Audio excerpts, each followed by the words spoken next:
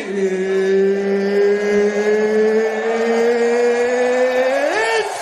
time!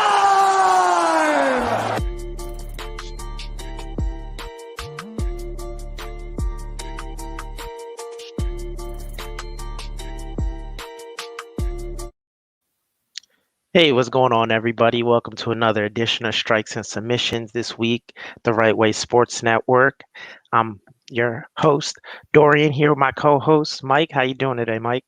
I'm great, Dorian. There's a lot to talk about. We got Fight Night. We have the Paul brothers to break down. Maybe even some other stuff that we think of along the way. But I'm ready to get into it.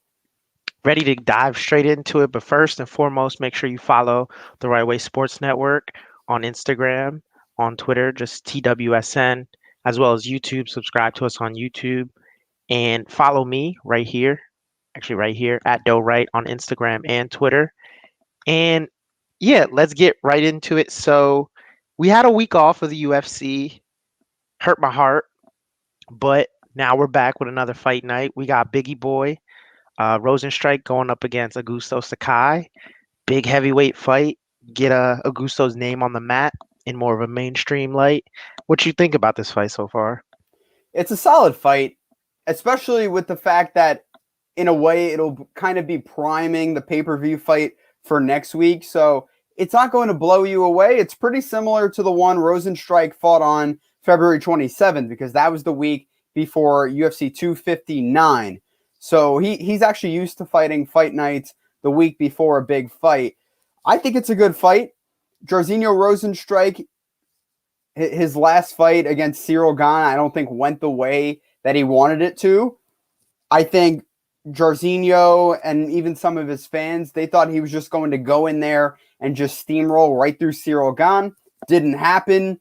So now I think it's good for him to take a step back a bit in level of opponents and face a guy who's coming off a loss. Augusto Sakai, he last fought early September, and he was TKO'd by Alistair Overeem.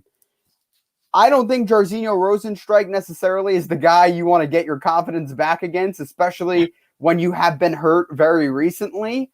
But I do think it is good, though, that Sakai is not rushing back into the octagon. So that is one thing that I think will bode well for him, because when you get knocked out or when you get stopped, not only does it hurt your confidence, but it hurts your chin, it hurts your mental faculties. So buying yourself almost 9 months at this point, I think it's the smart move for Sakai. I'm sure he would have liked to get back in there sooner, but against a guy like Jairzinho Rozenstruik, you will need as much time to rest as possible.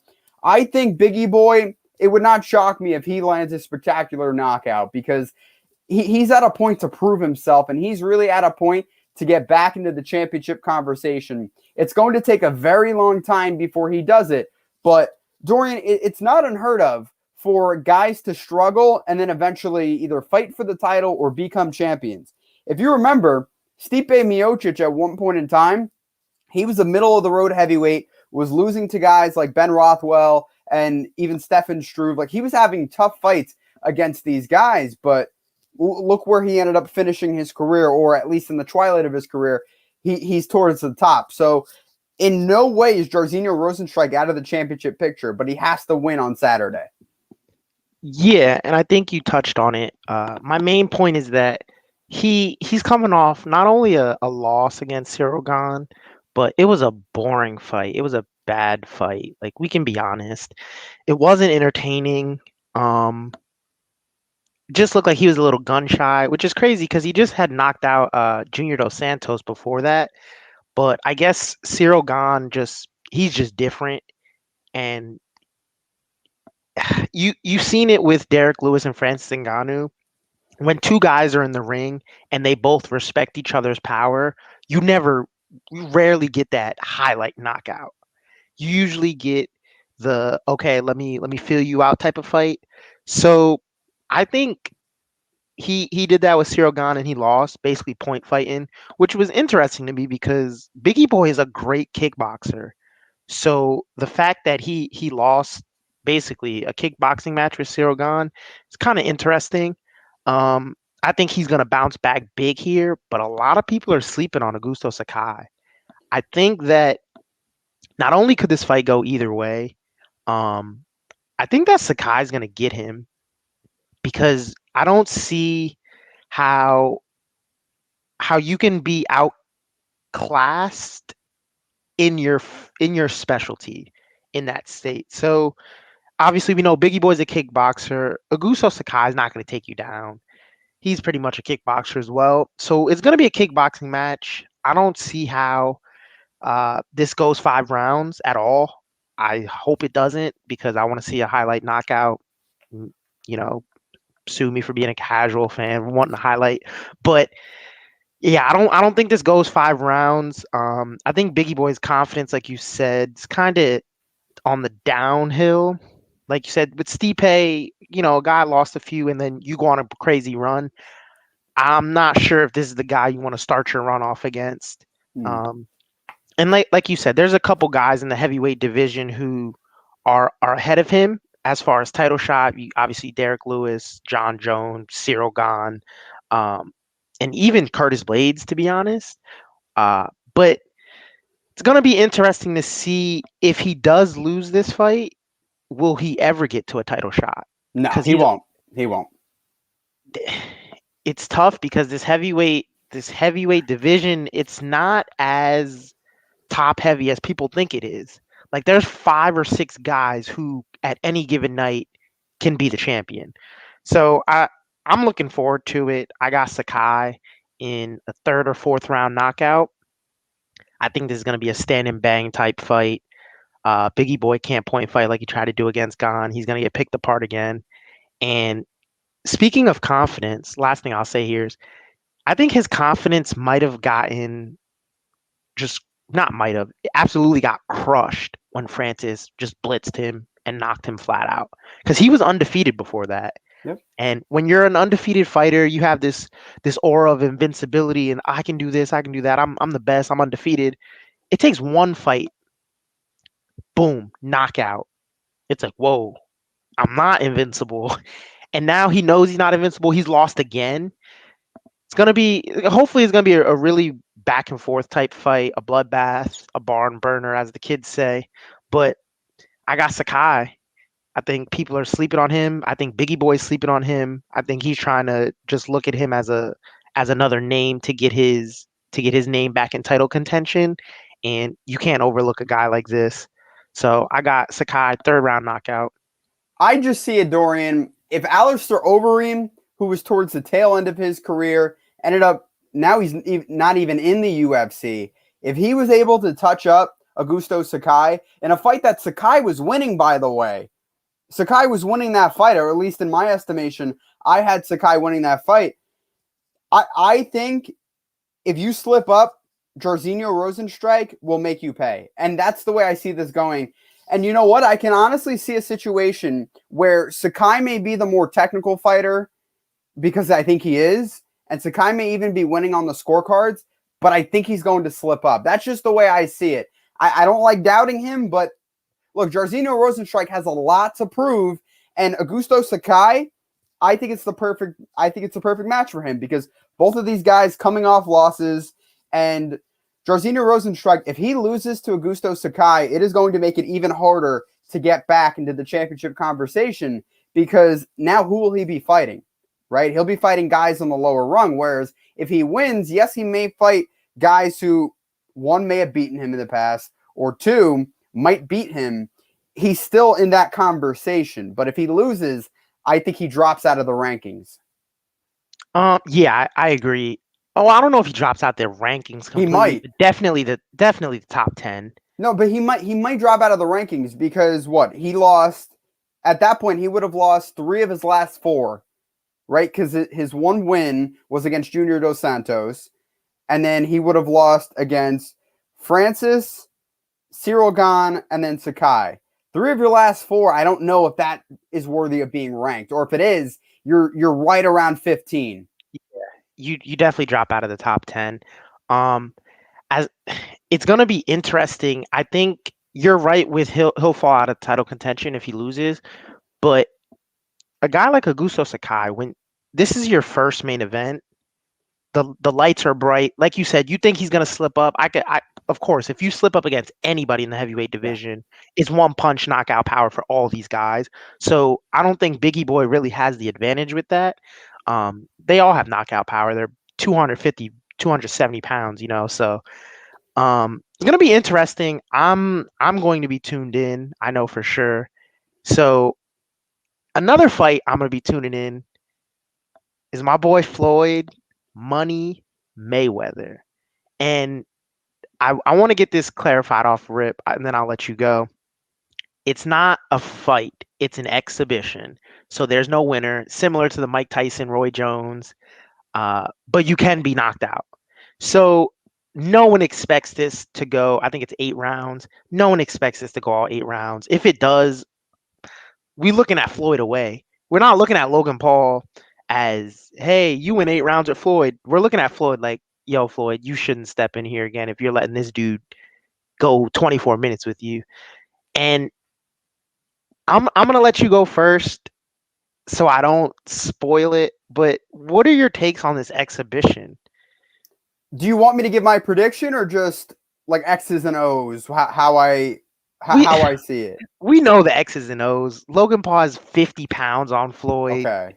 It's Floyd though, so I still don't expect him to get touched. We know the X's. There's no X's and O's All right, here. but do you want me to give my prediction or wait? No, give your prediction. I, All I want right, to see what you said because you did pick Jake Paul to beat Ben Askren. So I you were did. right. You were right on one of these things. I am not picking Logan Paul though. I am picking Floyd Mayweather, Good sixth God. round TKO. And you know what though? One thing that I want to touch on that you said, okay? If Floyd wins the fight, but it goes the whole 8 rounds in this exhibition, yes, people will be skeptical of him and kind of look at him a certain way. But I think Logan will receive more praise than Floyd receives criticism. And the reason why, if you remember the Conor McGregor fight, Conor received praise for going 10 rounds and he was knocked out. He didn't last the whole 12. He only went 10 and people were still like, wow, you went 10 rounds with the greatest of all time, less than 2 years removed of when he retired back in 2015. I think if Logan, even though Floyd is 44, if he manages to go the whole distance, my goodness, Logan will receive credit. But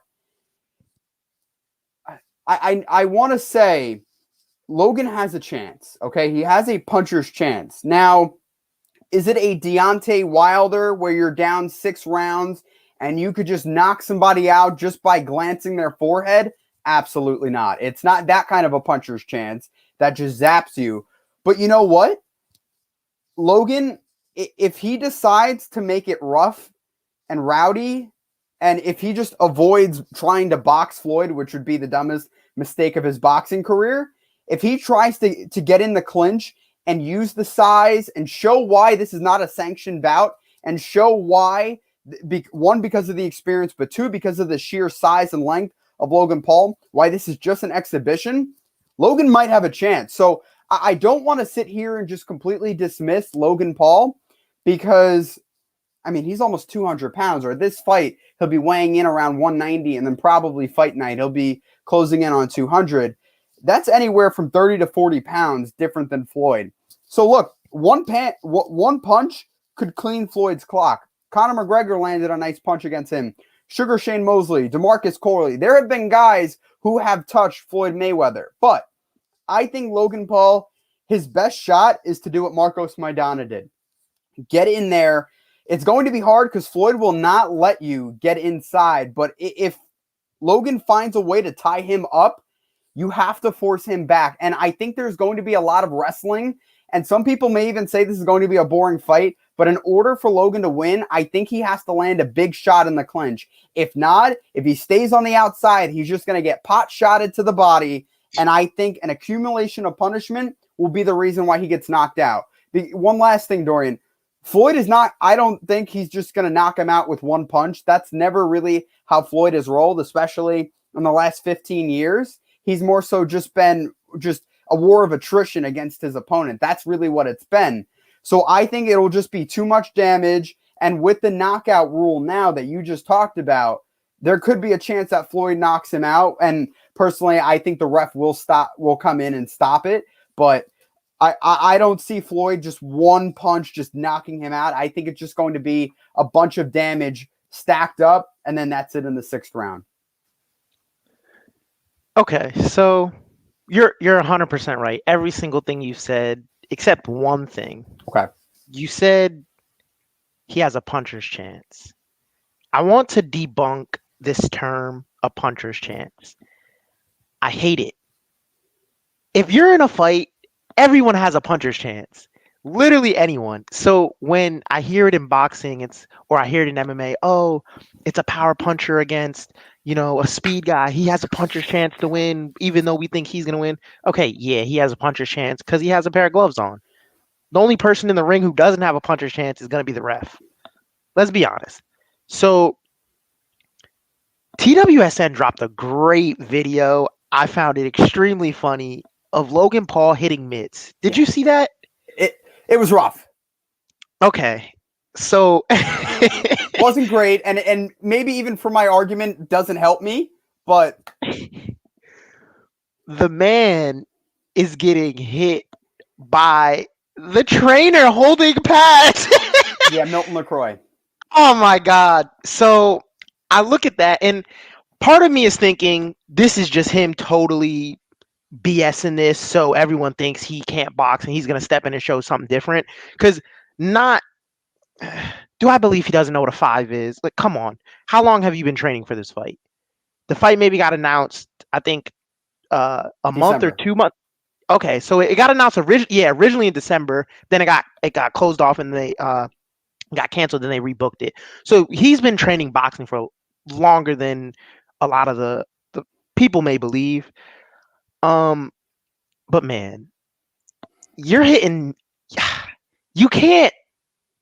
First of all, you're hitting mitts. Your trainer's telling you what to throw, and you're like, What's that?" If you don't know what a 5 is, off rip, you should be disqualified from stepping in the ring. Period. But especially against the. I'm not. I don't want to call him the GOAT because I have a lot of people always coming at me telling me I don't know who the GOAT is because I didn't see XYZ. So I'm gonna say the greatest boxer of our generation, hands down. It's not debatable. You you can't even hit mitts. You think you're gonna hit Floyd? Come on, man. And to Floyd's credit, kudos because we're in a pandemic. Kinda. Are we in a pandemic still? Who Yeah, knows? we are. The We're still in it. world's opening up, but if you can collect a 9-figure payday, go do it. I'm all for it. I've been going back and forth with this, and to myself, I'm just like, why do these people keep stepping in this celebrity boxing? I'm tired of it. But I sat back, I thought about it. I'm like, let me stop hating. Because if I was Floyd, 100% I'm taking 9 figures to go beat up some dude who got a foot on me and 60 pounds, but I know he can't touch me. Absolutely. So obviously, I have Floyd winning. I think that goes without saying. I have Floyd knocking him senseless. Like you said, it's not going to be a one shot drop him. It's going to be the attrition, like you said. He's going to drag, and the same thing he did with Connor. He's going to let Logan gas out in the first round and swing, swing, swing. But my question here would be, what Floyd are we getting? Because if you remember against Connor, he was walking through punches. He was getting touched by Connor. And it wasn't and I like Connor. He can box. I'm not saying Connor wouldn't have touched Floyd at all, but that uppercut you referred to earlier, that's not touching Floyd if Floyd is in the right mindset. So are we going to get Floyd trying to walk Logan Paul down? The bigger fighter getting walked down by the smaller fighter? Is this what we're doing? Or is Floyd going to go back to, bob and weave, Philly shell, like slipping everything? You can't touch me. Now you're tired. I'm going to go on the offense. I think since it's an exhibition, we're probably not going to get that Floyd. And just I feel the lack of respect Floyd has for him. He wouldn't go to his purest boxing form to beat him. Um, so it's gonna be entertaining. I'll say that. I'm gonna watch it. I'm glad it's on Sunday and not on Saturday because I wouldn't want to waste my Saturday night doing that. But Uh, yeah, go get your money, Floyd. Go knock him out. Do it for the people. And the reason I say he has a lack of respect is because he was telling Jake Paul, "I will knock him out and then knock you out in the same night." Yeah, two in So if one. if you're talking to two brothers like that, you don't respect the first guy you're fighting. And to be fair, what respect has Logan Paul earned in the ring? None. None. And the reason why, right? Think about this, Dorian. If you're Logan Paul, you lost to KSI, right? And personally, I thought Logan actually, I thought he lost the exhibition against KSI. I thought he won the actual professional fight. I thought he was robbed. I didn't like with Jack Reese, but that's neither here nor there. Logan Paul, and he's even said it, has done nothing to earn this. But you know what he has done? It's that YouTube following, okay? I've been a fan of Logan Paul's work since 2013 when he was on Vine. So to me, this is just like mind-blowing that the same guy who was like 18 at the time is now fighting Floyd Money Mayweather. He has 3 years of boxing experience, really like a year and a half of professional boxing experience. And he's supposed to beat Floyd Mayweather? No, he's not. But you know what? One thing I want to talk about, I went back and I rewatched that Conor McGregor fight. And to me, Floyd lost the first 3 rounds of that fight. I don't think Floyd is going to come off to such a slow start like he did against Conor. The reason why, Conor had a weird karate style where Conor, what Floyd always does with his opponents, he gives you a round because that's where he computes data. So he very well could give Logan Paul a round, at least the first round. But with Conor, Floyd was really trying to figure out his distance, and he wasn't doing the Philly shell, kind of rolling the shoulder. He was just 2 hands up, just coming straight at Conor, which is something we've never seen. And then with Tenshin Natsugawa in December 2018, I mean, my goodness. That the kickboxer? Yeah, that was the kickboxer, right? If Tenshin barely landed a punch on Floyd, the logical thing is how is Logan Paul going to land a punch on him?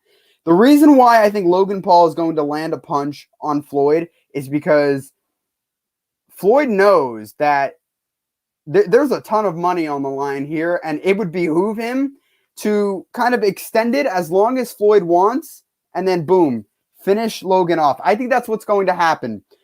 Allow Logan to get some oohs and ahs from the crowd with a nice punch or two, but drag him into the deep waters. That's what's going to happen. Whereas with Tenshin, I think Floyd just looked at it as a joke. He was just coming in there for a $9 million payday or whatever he was paid. I believe it was $9 million. And, he didn't really take 40 that fight too seconds. serious. With Logan, though, I think he's taking this serious. And I don't think if Floyd, honestly, if he wanted to knock out Logan in the first round, he could. I don't think he will, though. Yeah, and to your point with the Conor Floyd fight, he did kind of give him the first few rounds, and obviously he's not going to start that slow again. But Conor McGregor is a world Yeah. class athlete with world class cardio. And now we may look at Conor in MMA fights and be like, oh, after the first round, if he doesn't knock you out in the first round, like he's probably gonna lose. Nate Diaz showed us that. But Conor McGregor's cardio is miles better than Logan Paul's. I'm just going to assume. It is. So I think that's a fair assumption to make. So he may give Logan literally the first round, and then everyone's gonna be tweeting, "Oh my God, Logan's beating Floyd, yo! Oh my God, tune!" And then he's gonna get those eyes to tune in, and then Floyd's gonna do what he does, and he's Yeah. gonna close the show. Um, I saw on the Game Changer show, apparently Ocho Cinco is fighting on their undercard, so that's gonna be interesting as well. But moving on to the younger Paul brother, Jake Paul against Tyron Woodley got announced, and I love it. This is what made me sit back and, okay, Dorian, stop hating. Why do you not like celebrity boxing? Because this is great. Obviously, when he was getting his hands wrapped against Ben Askren, he had T Wood just sitting there watching, And T Wood's like, bruh, stop talking to me. Like, you're fighting my boy. This is my dog's day. I'm not trying to take anything away from him, but you don't want to see me. Like, stop talking to me like this as if you want to see me. And Jake Paul was like, I'm going to knock your boy out and then I'm going to knock you out. And everyone was like, ah, ha, ha, ha. Look at him. Like, look at this little kid. Who does he think he is talking to T Wood like that? But okay, he knocked Ben Askren out. And now he's signed to fight T Wood. And when I saw that, I'm like, huh. So he's not gonna fight another grappler who's not known for hands. He's not gonna fight another YouTuber. Like he's actually picking a guy who we would be like, hey, you wouldn't fight him, and he's fighting him. So giving Jake Paul a round of and Logan Paul, not for nothing, Yeah. to fight Floyd. I'm not stepping in the ring with Floyd. I don't care how old he is, but kudos to them. Uh, but let's talk about this fight. And I'll go first, and I'll let you finish this off. Tyron Woodley, obviously, last few years in MMA hasn't looked the best, but he's been losing to the best of the best. Obviously, Vicente Luque isn't elite, but he's earned his stripes. So when you look at it, you got to think, okay, he lost to Usman. How did he lose to Usman? Usman beat him everywhere. Okay, he loses to Burns. How did he lose to Burns? Burns beat him everywhere. Loses to Colby. Okay, how did he lose to Colby? Broke his rib, but Colby was beating him everywhere. And I'm thinking, like, man, Jake Paul might knock Tyron Woodley out. And when I was thinking about that, and I said that to myself, I was like, nah, no way. And then I looked and I'm like, Woodley's older. His chin's been touched a lot in these MMA fights. And yeah, very respectable move, Max. Um, his Woodley's chin's been touched a lot. Uh, I don't know, man. And granted, I don't think Jake Paul's a better pure boxer than Tyron Woodley. Um, but I do think it's going to be interesting how this plays about because this isn't Triller anymore. This isn't an exhibition. This is with Showtime. This is a legit boxing match. This is sanctioned. Like you have to make weight, you have to box accordingly. And I don't think this is going to be. A lot of people thought the Ben Askren fight was rigged. I go back and forth. I don't think it was rigged. I think the ref just stopped it maybe too early.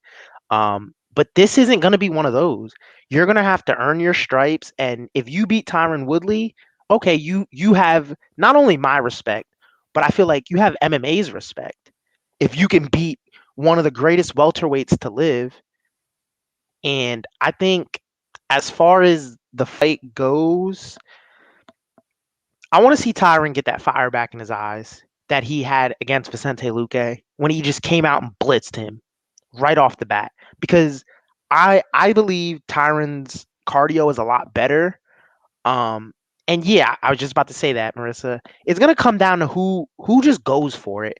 I think obviously Tyron's a world class athlete compared to Jake Paul, so his cardio is going to be better. Just go blitz Jake Paul. Just blitz him because this is boxing. You're going to get a break every 3 minutes, whereas he was used to getting a break every five. So hopefully the cardio holds up. Just blitz him, put it on him early. And if he can survive into those late rounds, then you show your technique. Then you show your skill. So I don't know if I have a prediction for it just yet, but what do you think about the fight? There's a reason why Jake Paul has a rematch clause. I'll just say that. It's not because I think Jake Paul is going to lose, but Jake Paul knows what's ahead of him. And Jake Paul even said, every fight starts standing on the feet in mixed martial arts. Tyron Woodley obviously knows what he's doing with his hands. For Jake's career, if he's going to lose, it is going to be on a fight that is broadcasted by Showtime. Because Showtime is not Triller. You talked about it. Showtime isn't Triller. They're not playing around. They will feed you to the wolves. Showtime has had some of their top fighters upset in the past. This is not something that they're not used to whatsoever. Look, Mike Tyson has lost on Showtime in the 90s and in the 2000s. So if he lost, Jake Paul can definitely lose on Showtime. So the reason why I bring that up is because it's important. Okay, on a resume, even watching their fights, all the signs point to Tyron Woodley should win this fight easily, right? That's what the resume says, and that's what you see. But to be honest with you, Dorian, there is a method to Jake Paul's madness. There's a reason why he took this fight because he saw something in Tyron Woodley's game that he thought he could exploit and help his career.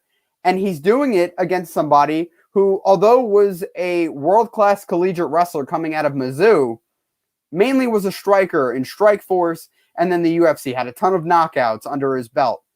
If Jake Paul wins this fight, then it's Jake Paul to the moon pretty much. That's what it is. But Jake Paul knows the risks of this fight and everything that comes along with it.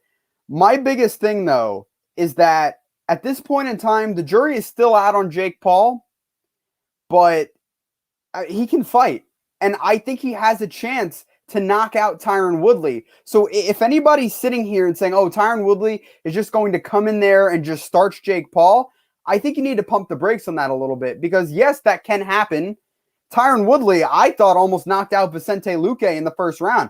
Even though he got choked out by Luque, he had Luque hurt. So Tyron Woodley could have been stopped, honestly. I agree. I agree with that because Vicente Luque, he was one punch away from being flatlined, but luckily the ref stayed out of it. For Tyron Woodley, I think he's going to come off to a very fast start, which is something that Nate Robinson did, but Nate Robinson just didn't have the technical abilities to do it. Tyron Woodley has what it takes to get Jake Paul out of there in the first round. However, I think Jake Paul with BJ Flores and his entire camp, I think they are going to work on surviving that hurricane, which is what's going to come. Tyron Woodley's not trying to box and play around. Tyron Woodley is going to come out of there like a bat out of hell and try to knock him out in the first or the second round. If Jake Paul can survive, I think he has a good chance to win because Tyron Woodley is not someone who struggles technically with striking. He knows what he's doing in there. But if Jake Paul can find a way to take advantage of Tyron Woodley's lack of confidence recently, because look, I don't care who you are. If you lose 4 fights in a row, no matter who you were fighting, that is going to hurt your confidence, especially when you're fighting somebody who's a YouTuber, right? If you lose to Jake Paul, it's over. You're going to be mocked. You saw what happened to Anisan Gibb, Nate Robinson, Ben Askren, even Deji back in 2018. You saw what happened to those 4 guys. You don't want that to happen to you. So I think Jake Paul has a chance to capitalize on his momentum and take advantage of the struggle that Tyron Woodley has gone through since 2019.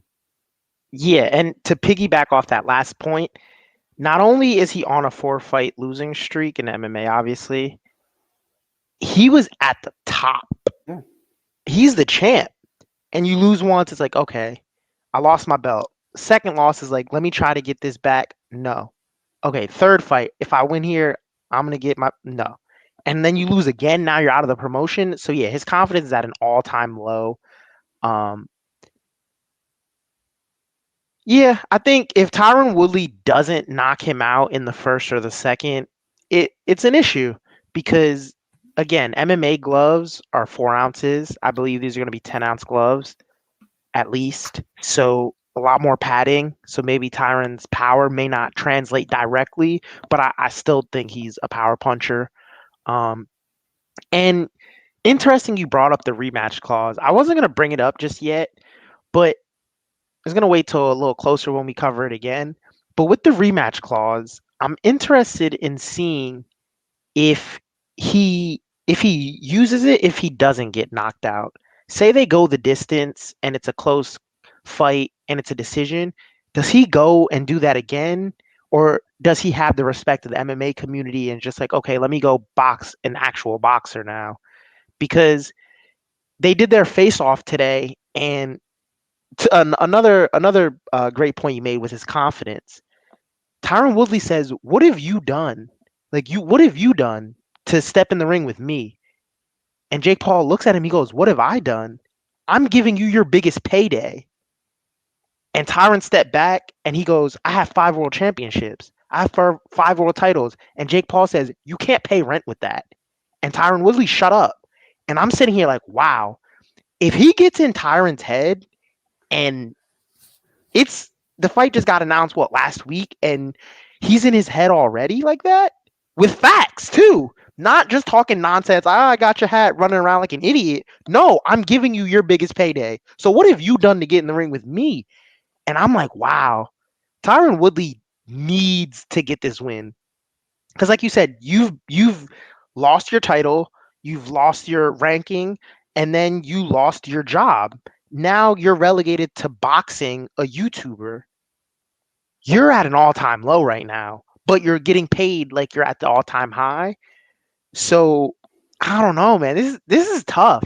It's gonna be a lot tougher. I'm not gonna sleep on Jake Paul like I did against him in Askren, but man, this is gonna be a great fight. And I think it's August 28th. Yep. They said so. Got a few months till then. We have some great fights coming up in the UFC this summer. Uh, so we have some time. We'll continue to cover this as more stories unfold.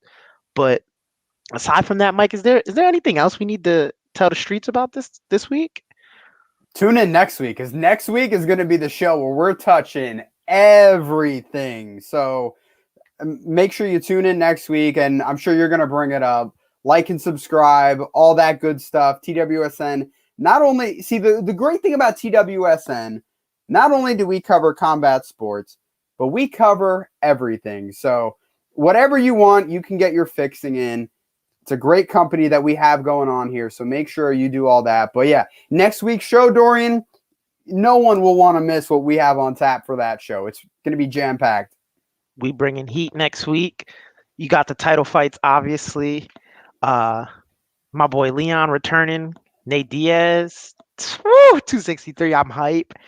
But you know what it is, man. Strikes and submissions. Hashtag no decisions. We signing out. Hashtag Knicks tape.